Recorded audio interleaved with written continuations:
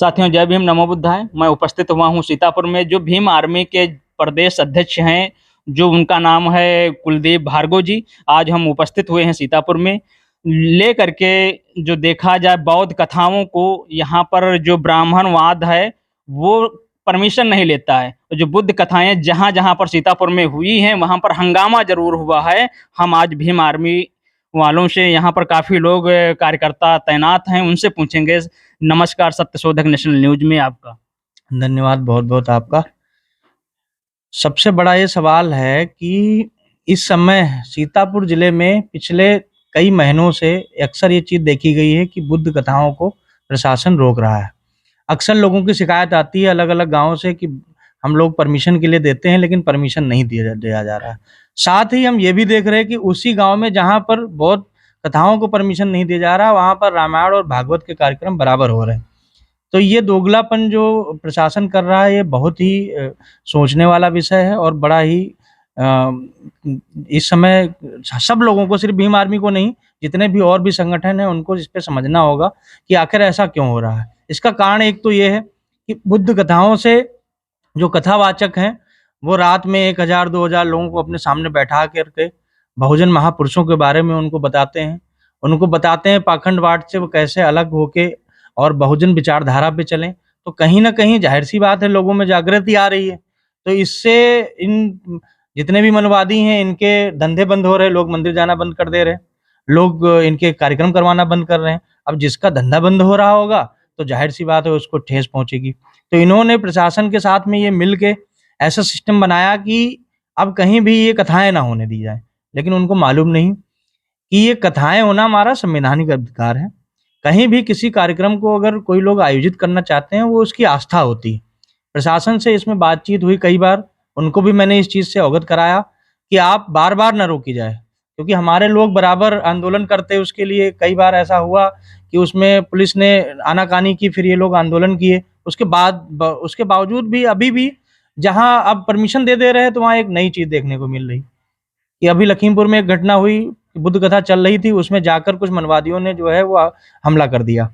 कल मैं जिस घटना में पहुँचा, कार्यक्रम में पहुँचा, वहाँ भी वही चीज़ दोहराई गई, क्योंकि हरगाँव क्षेत्र में आता है। वहाँ पर जो हम लोग पहुँच रहे थे, मेरे कार्यकर्ता जो थे, जो पीछे रह गए, उनके साथ में जो है मारपीट कर लिया गया। प्रशासन आती है, वहाँ पर पूरा पहुँचता है, उसको अवगत कराते हैं हम लोग। प्रशासन ये आश्वासन देता है कि अब जो है इन पे कार्रवाई की जाएगी और इस गाँव में आपसी सामंजस्य बनाने का प्रयास किया जाएगा। लेकिन सुबह मैं उठ के, जैसे ही सो के उठता हूँ, मुझे खबर मिलती है कि मेरे तहसील संयोजक को जो उन लोगों ने जो है हमला कर दिया।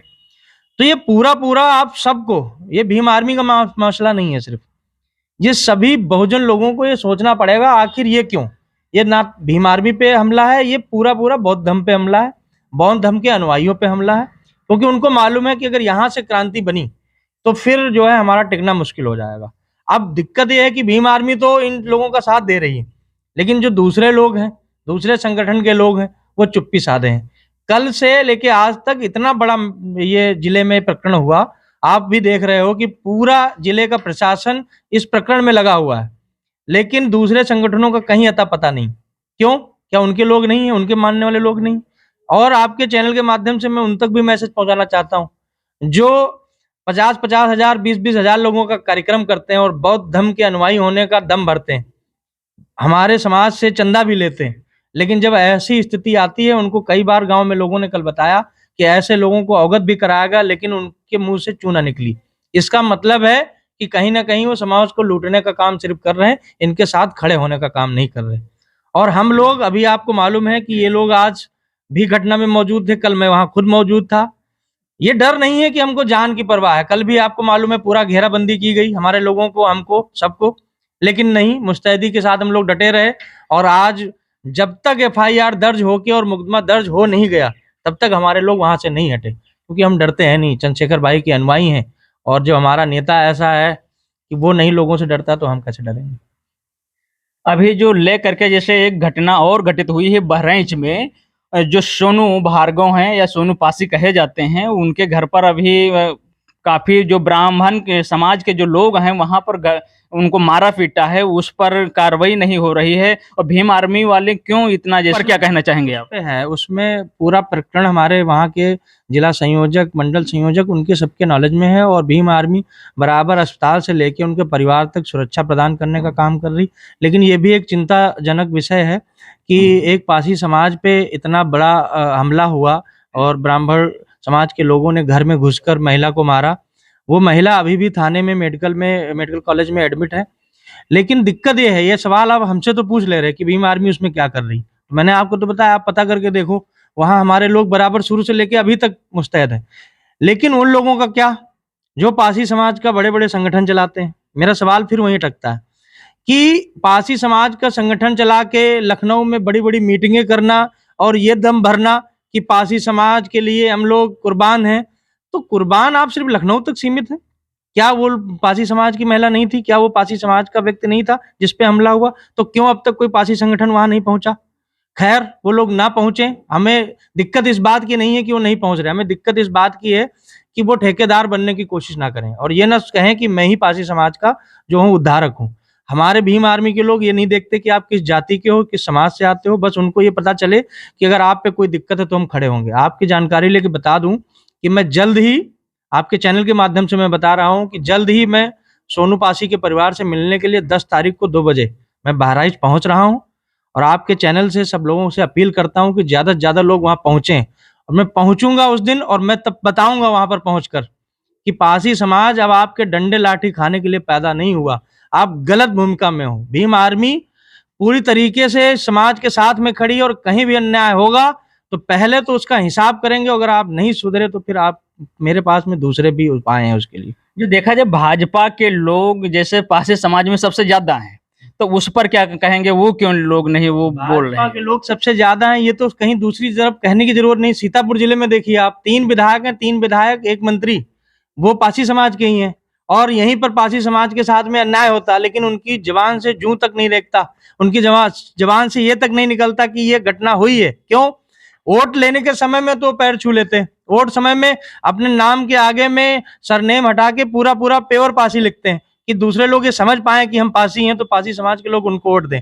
लेकिन जब काम हो जाता है तो फिर जाकर वहीं ब्राह्मण और ठाकुरों की गोद में जाकर बैठना और उनके द्वारा बताए हुए निर्णयों को लेते हैं। पासी समाज फिर से जहां था कल वहां आज ही पड़ा हुआ है। मैं कहना चाहता हूं पूरे पासी समाज से कि जो आप अपना नेतृत्व चुन रहे हो, जो अपने प्रतिनिधि चुन रहे हो, उसमें एक चीज को देखो कि क्या गुलाम की प्रवृत्ति उसके अंदर में है। अगर वो गुलाम की प्रवृत्ति उसके अंदर शुरू से रही हो तो कभी भी आपको न्याय नहीं दिला पाएगा। आप कभी लाओ ऐसे लोगों को निकाल के इनको आप प्रतिनिधि दो। जब इनको आप प्रतिनिधि दोगे तो आज ये बिना सरकार के, बिना कोई पद के आपको न्याय दिला दे रहे हैं। आप सोचो कल को अगर ये विधायक मंत्री बनेंगे तब आपके लिए कितना और अच्छा होगा। लेकिन शायद समाज में कहीं ना कहीं अज्ञानता, शिक्षा है और जब तक वो गांव-गांव तक भीम आर्मी पहुंचेगी, लोगों को जागरूक करेगी कि ऐसे लोगों को दरकिनार करके अपनी लीडरशिप खुद बनाए, अपने क्षेत्र का नेता बनाए, जो आपकी बात यहाँ सीतापुर में भी रखे और संसद में जाए तो वहां भी रखे। आप बताओ, सीतापुर का एक विधायक, अभी विधान परिषद का सत्र चल रहा था, एक भी विधायक, एक भी मंत्री, आपने कोई क्लिप मुझे दिखा दो कि उस क्लिप में वहां पर कुछ बोल पाया? बोलना नहीं आता। और जिस मंत्री विधायक को बोलना नहीं आता वो आपकी समस्याओं को वहां ले जाके क्या रखेगा? कैसे समाधान उसका हो सकता है? अब आप देखो इस प्रकरण में सारे विपक्ष में लोग लगे हुए, अरे वो अपने समाज का लड़का है, उसको लोग मार रहे। आप ये ना देखो ना भीम आर्मी का है, आप ये देखो अपने समाज का है, उसके लिए आपको आवाज उठानी चाहिए थी, लेकिन नहीं, उनको बचाने में लगे हुए। मैं तो कहता हूं कि सीतापुर में जितना भी भाजपा के लोग, आरएसएस के लोग, एक तरफ लग जाओ आप, कोई दिक्कत नहीं है। हम हमारे अपने भाइयों के साथ में मिलकर इतनी बड़ी लड़ाई लड़ेंगे और अगर ये सुधरा नहीं यहाँ पर तो ऊपर हाईकमान से भी बात हुई है, जल्द ही सीतापुर में एक बड़े आंदोलन की घोषणा की जाएगी और पूरा सीतापुर बंद करने का जो है वो पूरा हमारा प्रयास रहेगा। अच्छा, एक क्वेश्चन एक और है, जैसे जो ब्राह्मण समाज के लोग जैसे कथा भागवत करते हैं, अब वो लोग नहीं जैसे परमिशन लेते हैं, बौद्ध कथाओं को लेकर के जैसे परमिशन लेना पड़ता है, तो इस पर क्या कहना चाहेंगे आप?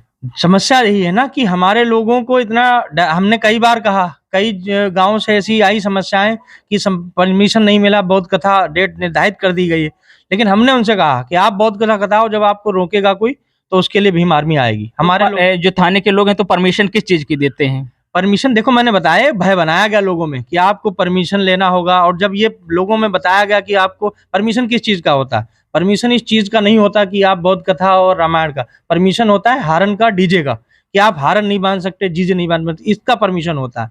लेकिन वो लोगों में कहीं ना कहीं, हमने बताया आपको, वो अपने अधिकार नहीं जानते क्योंकि उनको संविधान के बारे में पता नहीं, वो इस चीज का फायदा उठाते हैं कि हाँ ये प्रकरण है। आपको, हम लोग कभी जाते हैं जिले में, बोल देते हैं ऐसे ही कि 144 धारा लगी हुई है, आप मीटिंग नहीं कर सकते।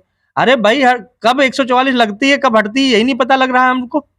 आप ये तो बता दो कि इस समय में 144 लगी है तो हमारे लिए सिर्फ लगी है, बीजेपी के मंत्री आ जाए तो पूरे शहर में लोग, पब्लिक घूमेगी, हम लोग जा रहे रैली निकाल ले, अरे आप जुलूस कैसे निकाल ले?